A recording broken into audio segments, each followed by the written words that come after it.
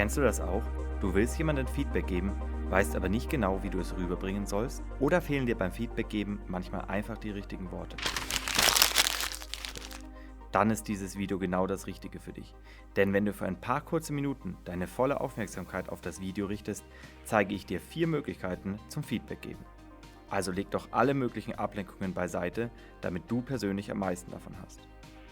In einem früheren Video habe ich dir bereits gezeigt, welche innere Haltung beim Feedback geben entscheidend ist. Wenn du das Video noch nicht angesehen hast, mach das doch noch schnell. Du findest es oben in der Infobox. Also, mit welchen Methoden kannst du nun Feedback geben? Die wahrscheinlich bekannteste ist die Ich-Botschaft. Diese besteht aus 4 Schritten. Im ersten Schritt beschreibst du deine Beobachtung. Wichtig ist hierbei, dass du dies wertneutral tust und es nicht angreifend wirkt. Im zweiten Schritt beschreibst du, welches Gefühl die Situation bei dir ausgelöst hat. Hier musst du darauf achten, dass du deinem Gegenüber nicht die Schuld dafür gibst, denn für deine Gefühle bist erstmal du selbst verantwortlich. Im dritten Schritt beschreibst du dann deine eigenen Bedürfnisse. Formuliere klar, was dir wichtig ist, ohne deinem Gegenüber die Schuld dafür zu geben. Im letzten Schritt beschreibst du deinem Gegenüber deine Bitte. Wichtig ist hierbei, dass es sich wirklich nur um eine Bitte handelt und nicht um eine Forderung. Stelle dein aufrichtiges Interesse an einer Lösung dar. Eine weitere Methode ist die Sag-es-Methode. Sie ist ein Akronym ihrer 5 Schritte. Der erste ist das Schildern der Situation. Beschreibe, wieder ohne Wertung, die Situation, um die es geht. Danach kannst du darauf eingehen, welche Auswirkungen die Situation auf dich hat, also was das für dich heißt und bedeutet. Im nächsten Schritt erklärst du, welche Gefühle das bei dir auslöst. Beschreibe wirklich nur deine eigenen Gefühle und bewerte dabei nicht dein Gegenüber. Nun solltest du erfragen, wie dein Gegenüber die Situation wahrgenommen hat.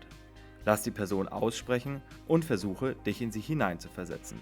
Denn dann könnt ihr im letzten Schritt gemeinsam eine Schlussfolgerung ziehen. Erarbeitet eine gemeinsame Lösung. Auch hier gilt wieder, formuliert Bitten und keine Forderungen.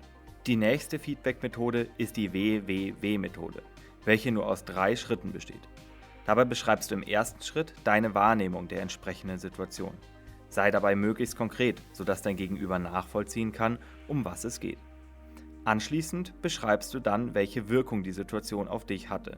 Erkläre, was die Situation bei dir ausgelöst hat und wie du dich dabei gefühlt hast. Im letzten Schritt kannst du dann deinen Wunsch formulieren. Mach deinem Gegenüber einen Vorschlag und beschreibe, wie es zukünftig besser laufen kann.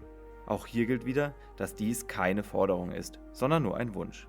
Eine weitere sehr verbreitete Methode ist die Sandwich-Methode. Hier lobst du dein Gegenüber für positive Situationen und Eigenschaften, bevor du deine Kritikpunkte rüberbringst. Und auch danach. Wichtig ist, dass das Lob ehrlich gemeint ist. Für den Kritikteil kannst du dich dann wieder an einer der bereits beschriebenen Methoden bedienen. Nun habe ich dir die gängigsten Feedback-Methoden vorgestellt. Bestimmt hast du auch schon einige Gemeinsamkeiten erkannt.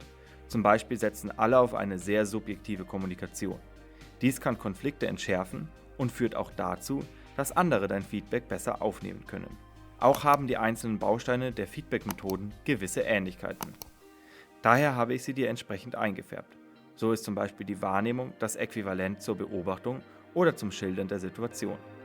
Du hast Ideen, Anregungen, Feedback oder Themenwünsche? Dann schreib es in die Kommentare. Hat dir das Video gefallen? Dann lass mir doch ein Like da und abonniere meinen Kanal.